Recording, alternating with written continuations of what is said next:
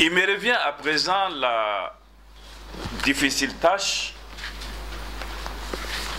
de présenter un programme qui comporte 500 propositions concrètes et pratiques. La lecture sans commentaire de ce document de 60 pages police 10 pourrait nous prendre plusieurs heures.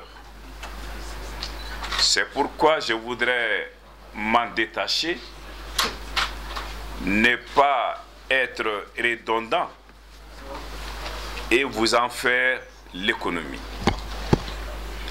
L'économie de ce document, c'est d'abord le contexte et la vision. Le contexte, c'est que nous le savons, notre pays se trouve dans une situation extrêmement difficile. Rarement, l'État, la République, et plus gravement, la nation, ont été ainsi menacés. Tous les fondements de la République aujourd'hui sont fragilisés. Il convient, dans ce contexte, d'être lucide, d'éviter toute forme d'enchère, d'être raisonnable, mais aussi de proposer une alternative crédible avec des propositions et un programme sans doute attractif, mais surtout réaliste, crédible et applicable.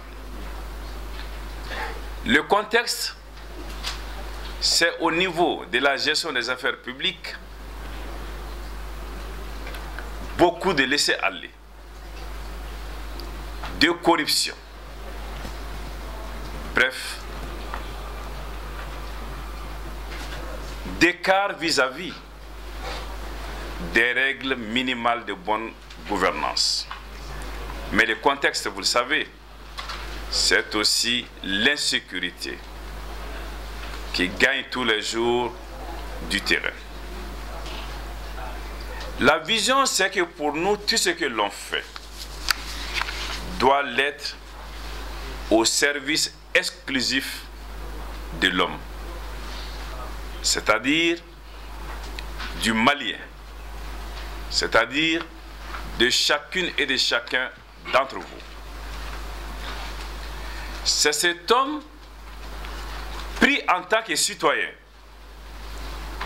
ou organisé dans un cadre qui peut être une entreprise, une association, une communauté, qui doit être placé au centre du processus de développement économique, social et culturel du Mali.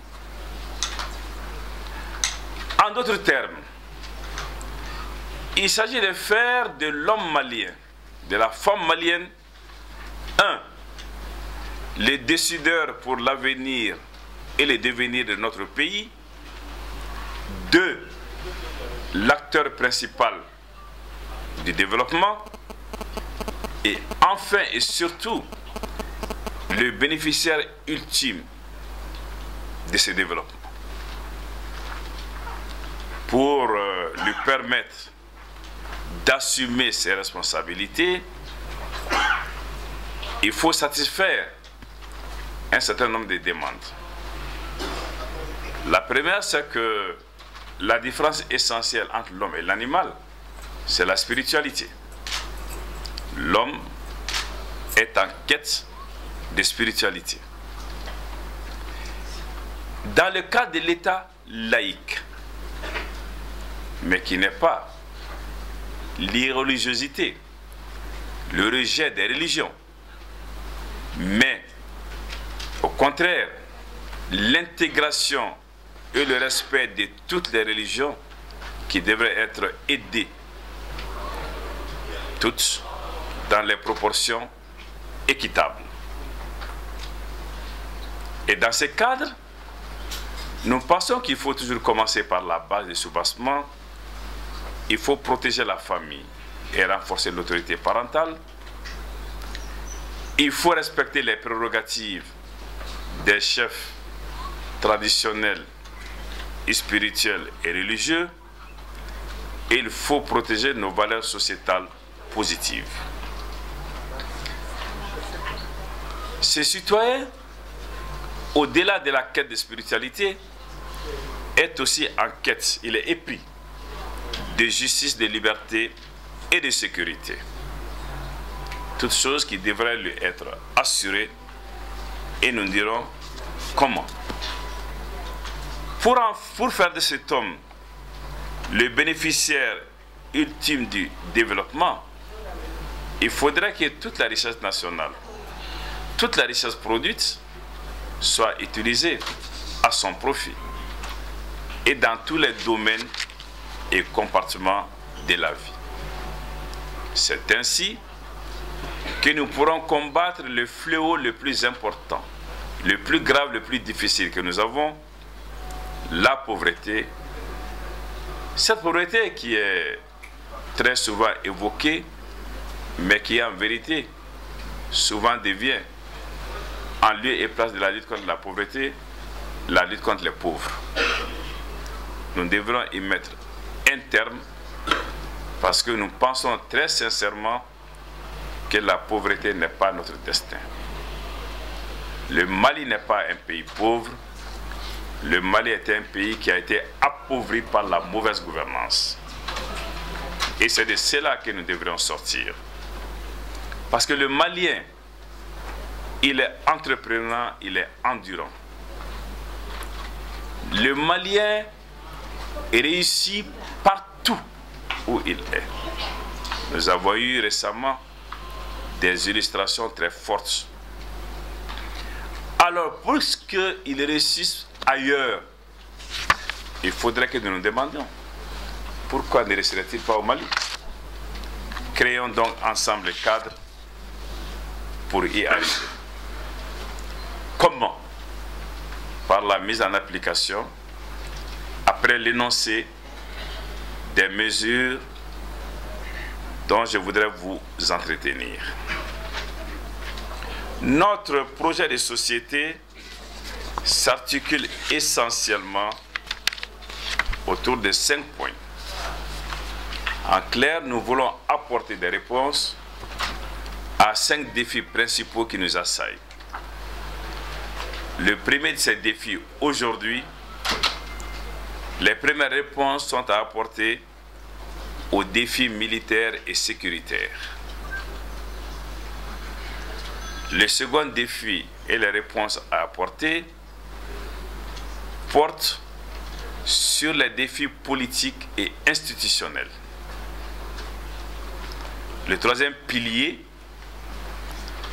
porte sur nos réponses aux défis économiques et financiers avant que l'on s'entretienne du quatrième pilier, nos réponses aux défis sociaux et enfin, cinquième pilier de façon très spécifique, nos réponses aux défis de l'éducation, de la jeunesse et de l'emploi.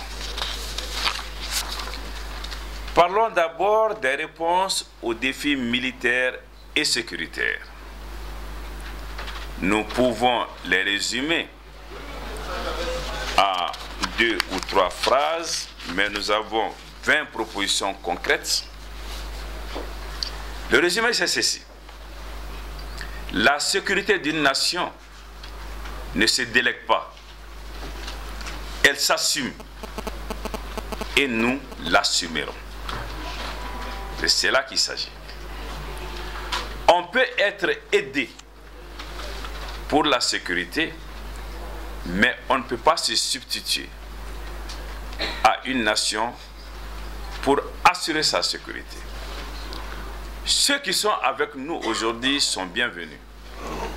Ce serait pure démagogie que de dire que demain, si par la volonté de Dieu, nous sommes aux affaires, que nous les remercierons. Ce n'est pas vrai.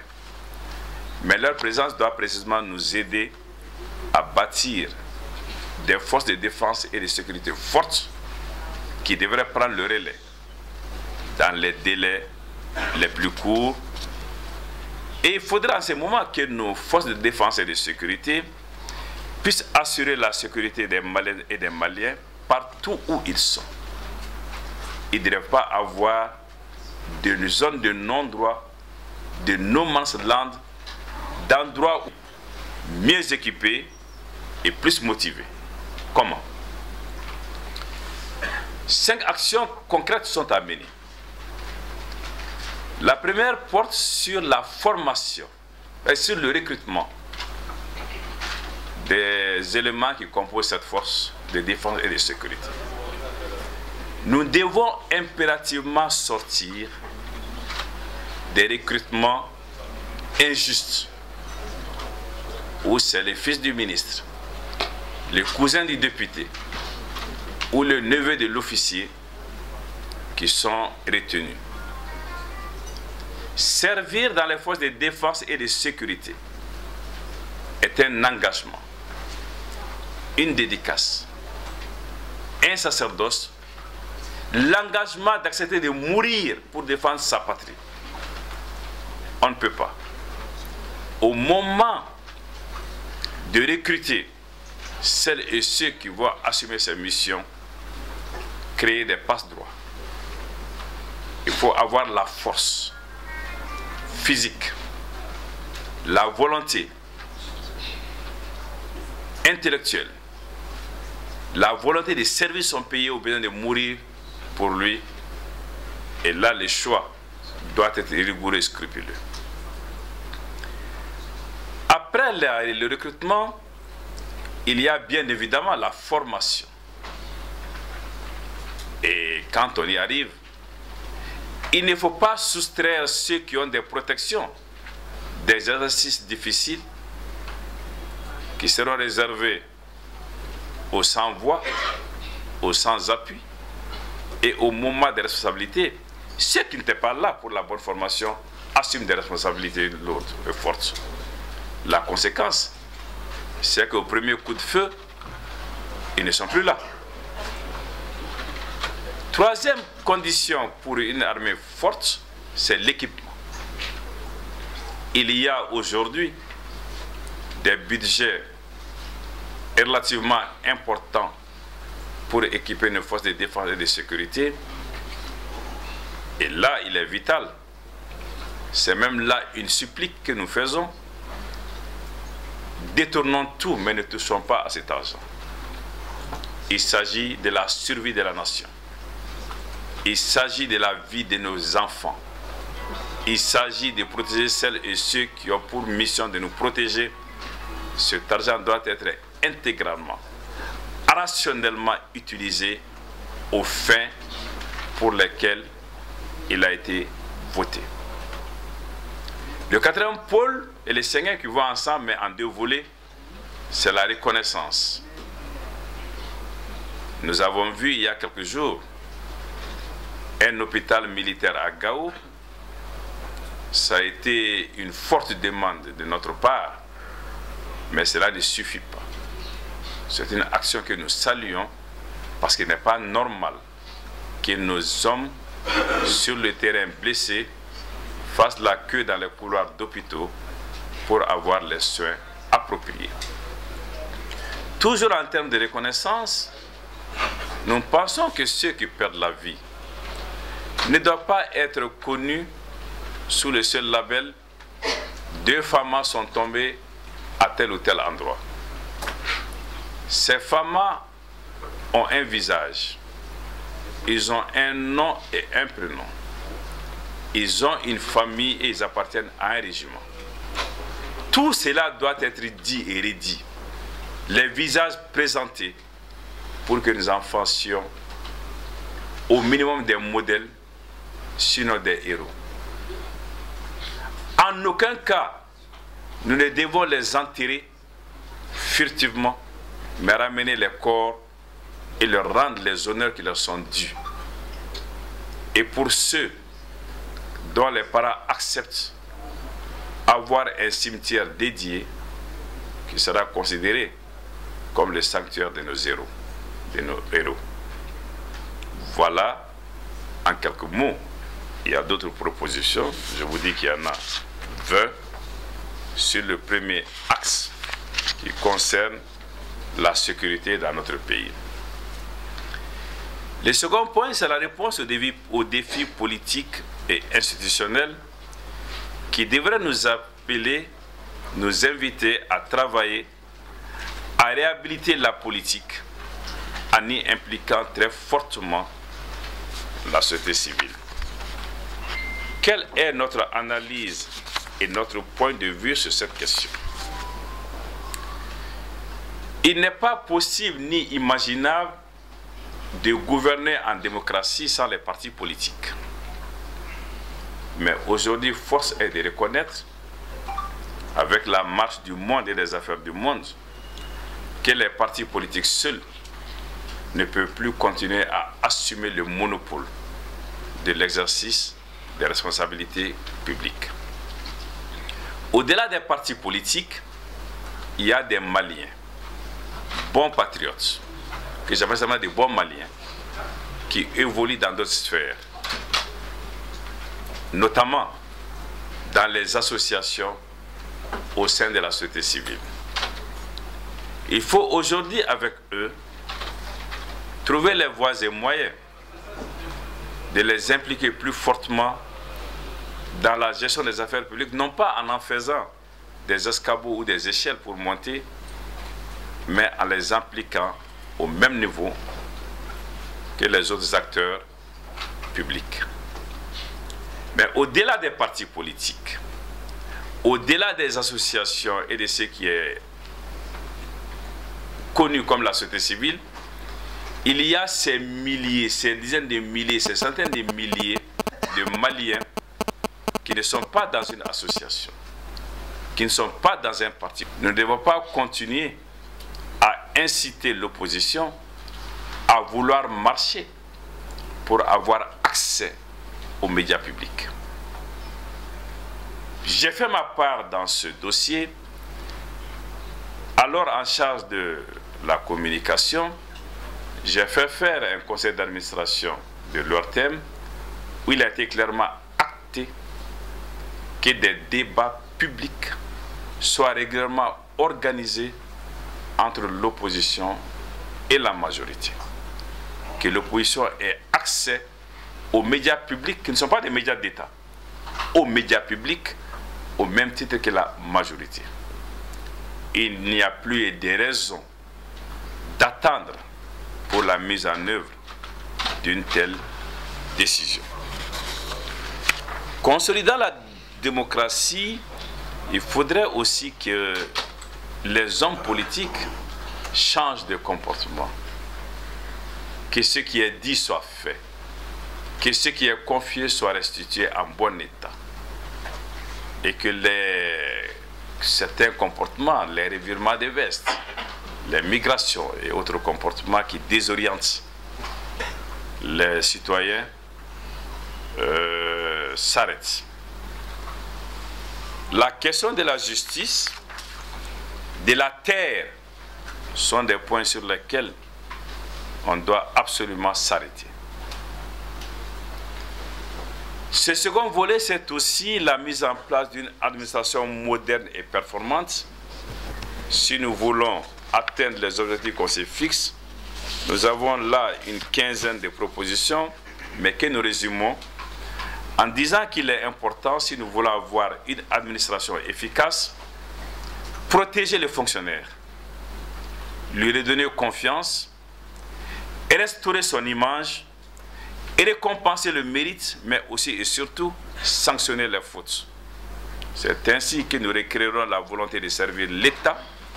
C'est ainsi que nous rénoverons la fonction publique.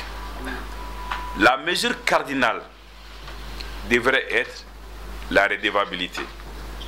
On vous confie quelque chose, il faudrait que vous disiez ce que vous en avez fait. Et c'est en ce moment que vous serez soit récompensé, soit sanctionné. Nous proposons aussi que pour certaines fonctions sensibles, qu'il y ait prestation de serment, non pas pour les seuls postes administratifs, mais aussi pour de nombreux postes économiques et financiers. Et nous devons, si nous voulons avoir une bonne administration, développer l'e-gouvernance, c'est-à-dire introduire très fortement les outils modernes, les technologies de l'information et de la communication au sein de notre administration. Enfin, nous pensons dans ce domaine, et pour le clôturer, que nous devons, partout où ils sont, protéger les Maliens de l'extérieur, en leur donnant la fierté d'être Maliens, en les protégeant partout où ils seront, en ne les abandonnant jamais, à protéger leur transfert d'argent vers le Mali et à protéger leur investissement. En clair, il faudrait faire en sorte que leur fierté retrouvée s'appuie sur un Mali respecté et dont la voix sera mieux entendue. Les défis économiques et financiers devraient porter sur l'ensemble des domaines d'activité de notre pays. Il s'agira de développer le commerce et les services, de parer à l'indigence industrielle du Mali. Nos industries ne peuvent pas se développer aujourd'hui pour la raison... notre pays ne peut pas se développer aujourd'hui pour la raison que nous manquons cruellement d'industrie. Et cette industrie aussi ne peut pas se développer tant qu'un certain nombre de pesanteurs ne sont pas levés.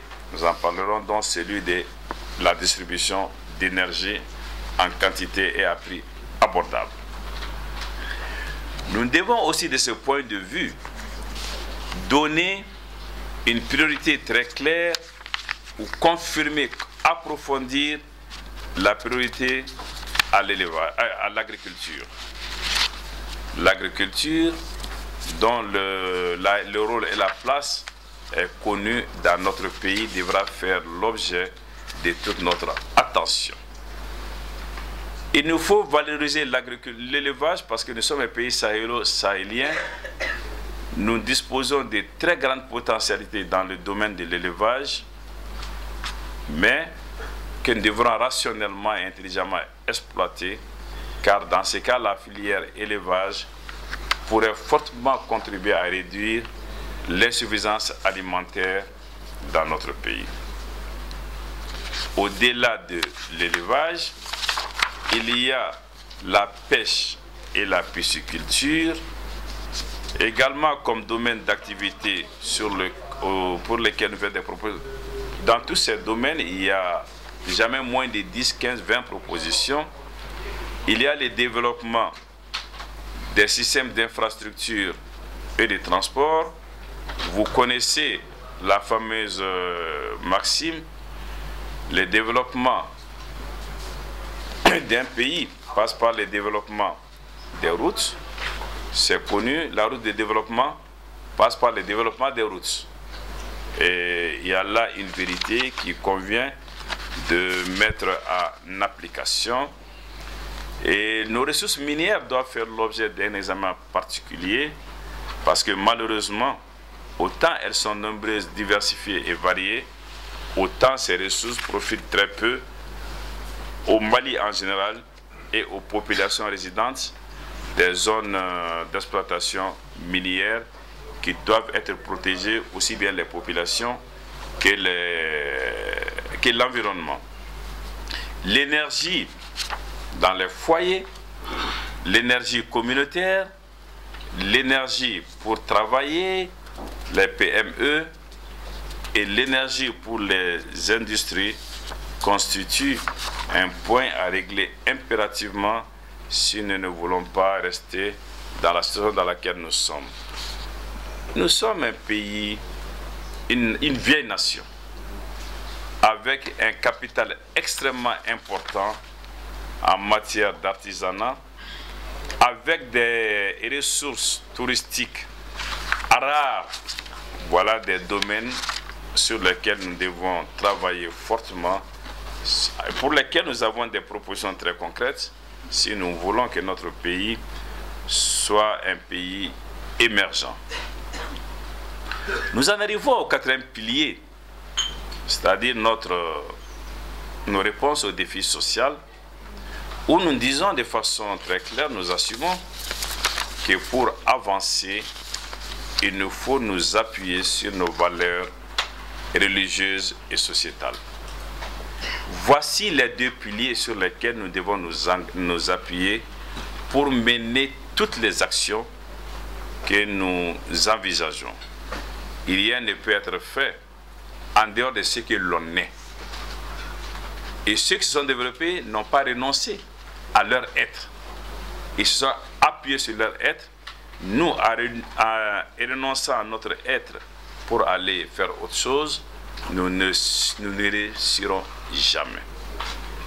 Dans ce cadre, je reviens sur la spiritualité que j'avais indiquée au début, en disant qu'il nous faut assumer nos valeurs sociétales, culturelles et religieuses qui constituent des impératifs pour notre développement et notre épanouissement individuel et collectif. Pour être clair, quand on aspire à exercer la magistrature suprême, il faut dire les choses telles qu'elles sont pour qu'il n'y ait pas de surprise. Nous pensons qu'il y a des mesures qui ne sont pas aujourd'hui prises, qu'on estime budgétivores et qui, de notre point de vue, sont importantes. Et ne sont pas aussi budgétivores qu'on le croit.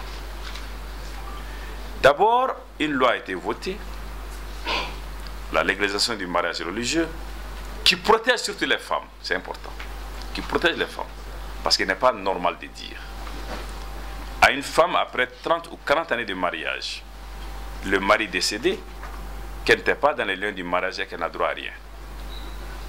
Cette loi permet de mettre un terme à de telles pratiques. Un décret d'application, 25 années après, a été adopté. Moi, je pensais qu'on allait rentrer en campagne avec la mise en œuvre de ce décret et tous les documents déposés dans tous les lieux de culte. Malheureusement, il n'en est rien. On a constaté que c'était un coup de pub à l'approche d'une campagne électorale. Et je crains, si les choses continuent comme ça, que tout cela ne soit lettre morte, comme le fut la loi elle-même, qui a attendu 6 ans pour avoir un décret d'application qui peut être rédigé en une demi-journée. Je pense que nous devons aussi revaloriser la fonction des chefs de village et des quartiers et allouer des indemnités de suggestion aux chefs de village et des quartiers. Ceux qui vivent dans les zones rurales, ceux qui ont des contacts avec les chefs de village et des quartiers ici à Bamako, connaissent leurs contraintes. Peut-on simplement les laisser comme cela, sans indemnité, à fixer en considération des possibilités financières de l'État, mais ne rien faire nous semble absolument incompréhensible. De la même façon, nous pensons qu'il faut soutenir dans toute la limite du possible, mais en les choisissant sur des critères acceptés par tous, les structures fêtières de nos grandes religions. On ne peut pas laisser aujourd'hui certains grands sites religieux sans électricité ou sans eau. Ce ne me semble pas être acceptable dans un contexte 28 propositions qui pourraient également tous tenir autour de la création, autour du président de la République, de ce que nous appelons le Haut Conseil social, culturel et religieux, où toutes ces questions pourraient être débattues pour qu'ensemble des solutions soient prises. Nous nous préoccupons beaucoup de la réconciliation dans notre pays. Pour ce qui nous concerne, déjà en 1991, cela vient d'être dit très tôt, beaucoup plus tôt que beaucoup d'autres ne l'ont dit. Malgré notre parcours au niveau de l'instauration de la démocratie et des difficultés connues, nous avons dit réconcilier pour construire. 91, la devise « Notre devise était réconcilier pour construire ». Au fil du temps, nous avons mis rassembler pour construire en disant la réconciliation est dans le rassemblement. Il est heureux, nous nous en réjouissons, qu'aujourd'hui chacun dise il faut rassembler, il faut rassembler. Mais le rassemblement a des préalables, parmi lesquels l'impérieuse nécessité d'évoquer tous les sujets que l'on tait à tort. Des plaies ont été cicatrisées avec du pu. Il ne s'agit pas de les rouvrir, mais de les soigner définitivement. Du temps de Philippe Dabo Sissoko, que je n'ai pas connu, beaucoup dans cette salle non plus, certains oui, à aujourd'hui, il y a eu beaucoup de sujets qui ont divisé les Maliens, sur lesquels il y a une fausse pudeur.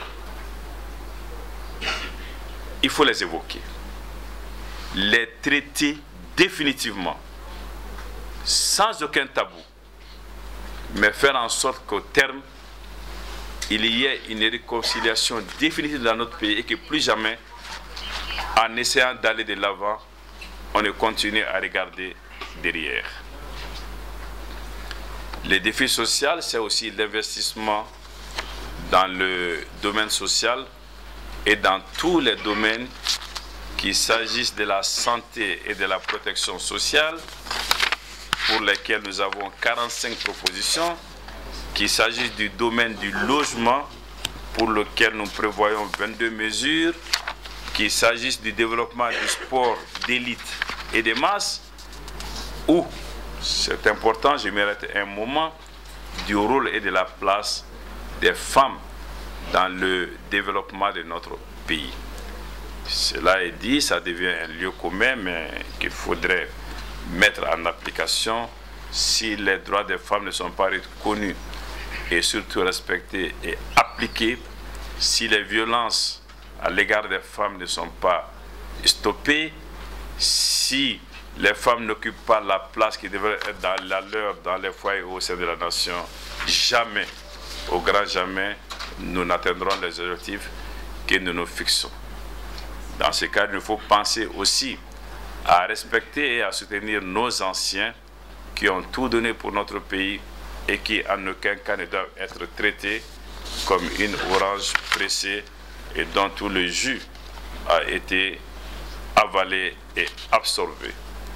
J'avais parlé tout à l'heure des arts et de la culture et je termine par notre environnement qui est un des risques les plus forts qui pèsent aujourd'hui sur nous sans que nous nous en rendons compte. Prenons en charge notre environnement. D'abord pour nous-mêmes, pour notre santé. L'environnement propre, c'est la santé. L'environnement sale, c'est la maladie. Mais aussi, de façon plus large et plus difficile, les sacrifices, y compris la faim, pour le savoir de leurs enfants. Pour que les enfants apprennent. Nous devons avoir les mêmes comportements au plan national. Mais au-delà, et regardons à travers le monde. Parmi les nations émergentes ou développées, il y en a quelques-uns qui ont une grande superficie. D'autres sont tout petits. Il y a certains pays qui sont très vastes, qui sont très peuplés. D'autres comportent quelques centaines de milliers de personnes. Il y a des pays qui ont des ressources minières extrêmement importantes parmi les pays émergents, d'autres n'ont rien comme ressources minières. Mais il n'y a pas un seul pays émergent ou développé où la question du savoir n'a pas été réglée. Dans tous ces pays, ils ont atteint presque 100% de niveau d'alphabétisation. Nous ne devons pas considérer que c'est un luxe. Mais il y a des préalables. D'abord, l'école doit être gratuite et obligatoire, non pas seulement dans les propos. On ne peut pas dire que l'école est gratuite et dire à l'enfant d'acheter les livres et les cahiers. Il faut que la gratuité soit totale. et que le caractère obligatoire soit fortement exercé en termes de sensibilisation, surtout. Parce que si on dit aux parents pourquoi et quel intérêt il y a pour que l'enfant aille à l'école, et si on lui dit que c'est sans frais pour lui, il le fera volontiers. Au-delà, il y a d'autres questions que nous devrions régler, notamment celui du maître. Ce maître, chacun d'entre nous, si nous voyons encore nos maîtres, c'est la génuflexion, c'est bonjour monsieur, et beaucoup d'autres choses, c'est un respect. Mais ce monsieur, il est au cœur de tout. Il nous faut les valoriser. Il nous faut les sécuriser. Il nous faut surtout le bien former. Parce qu'aujourd'hui, la formation des maîtres, je sais de quoi je parle, est un sujet extrêmement important parce qu'il n'est pas pris en charge. Nous devrions la prendre en charge et faire en sorte que nos enfants soient bien formés. Et bien formés, c'est l'emploi. Parce que la question de l'emploi doit être au cœur de toutes les politiques. L'emploi, c'est la dignité simplement. L'emploi, c'est l'indépendance. Il ne faudrait pas que nous investissions tout comme une sorte d'assurance vie sur nos enfants pour les voir demain rester des charges. Alors que le temps est venu pour eux, ils le souhaitent, ils veulent le faire, de prendre leurs parents en charge. Mais alors là, il y a ce reproche que nous faisons à nos enfants, vous ne savez plus rien.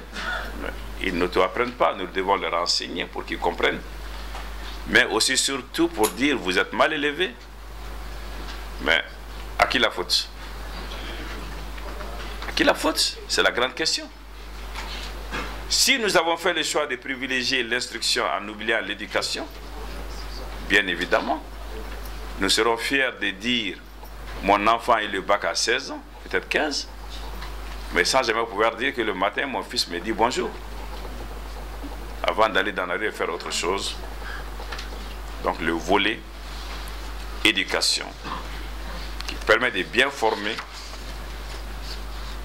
et une bonne formation qui permet d'aller vers l'emploi, et c'est ce qui peut nous permettre de responsabiliser notre jeunesse, et c'est par là que j'en terminerai.